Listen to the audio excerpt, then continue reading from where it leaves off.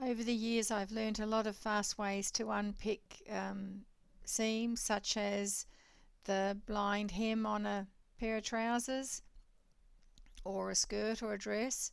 The easiest way is to actually slide the quick unpick in between a couple of the stitches, and then you'll find that the stitches actually it goes through a loop, and if you release the loop, the thread from the loop, then the whole thing will unravel. I'm just showing you the loop there so you can see that loop. So that's where the thread was actually caught through, and once it's released from there, it unravels. And I'm sure you've all had hems fall down on you because of it. So I'm just going to show you that again. And in this instance, so I'm flicking the stitch up and then I'm flicking it out of the loop, grabbing hold of it and pulling. These trousers had been tacked down just to make sure that if it did come down, then the side seams wouldn't drop, which is a good idea.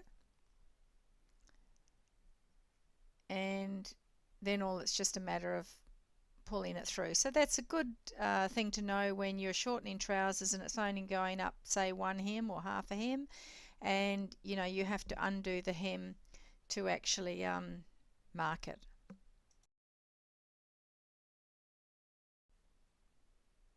So the next seam that we're going to undo is called a chain stitch, and you'll notice that on one side it's quite thick and on the other side it looks like a normal stitch.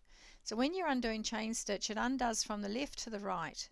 Always undo where you want it to stop first so that you don't start and the whole thing unravels. Then come back to the beginning, slide your quick unpick underneath, then slide it in a second time and it will release a little thread. And then just pull that thread and the whole thing unravels, come around to the other side, and there you go, it's done. Now I'm going to actually do that a little bit slower for you. So clip where you want it to stop, back to the beginning. Remember, it's always left to right with the thick seam facing you, and there you go, it's undone. This one is called a cover stitch. It looks like overlocking on one side and 2 or sometimes 3 or 4 rows on the other side. I'm just doing the one with 2. So just release a few of the stitches on the right hand side. You'll also notice that I've got the fold of the garment in my left hand and I've got the stitches going towards me. Then you're going to turn it back and give it a little bit of a pull, and then release the stitch on the left, and then give it a little bit of a tug, and you'll see that again everything so loops inside something. So if you release that loop, then it will unravel. And so you can see it just got caught because the fabric's a little bit fluffy. So give it a slight pull. Now some fabrics you don't want to do that to because it will ladder.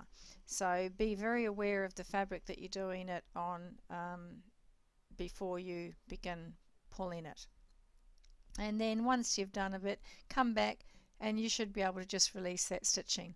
If you've got a 3 thread, then you'd have to take the stitch out from the middle first. And the last one we're going to undo is overlocking. This skirt has actually been overlocked with an overlocker that's got 4 threads on it. Generally you wouldn't overlock the edge of something with 4 threads in your overlocker. Just convert it back to 3. There's no need for the 4th thread. That's really used as a secure stitch when you're sewing or creating stretch fabric.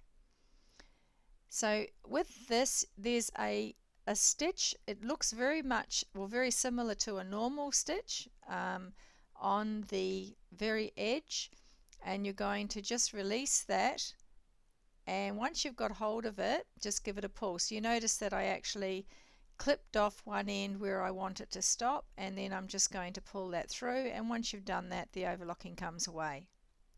So I'm going to do that again for you just to show you.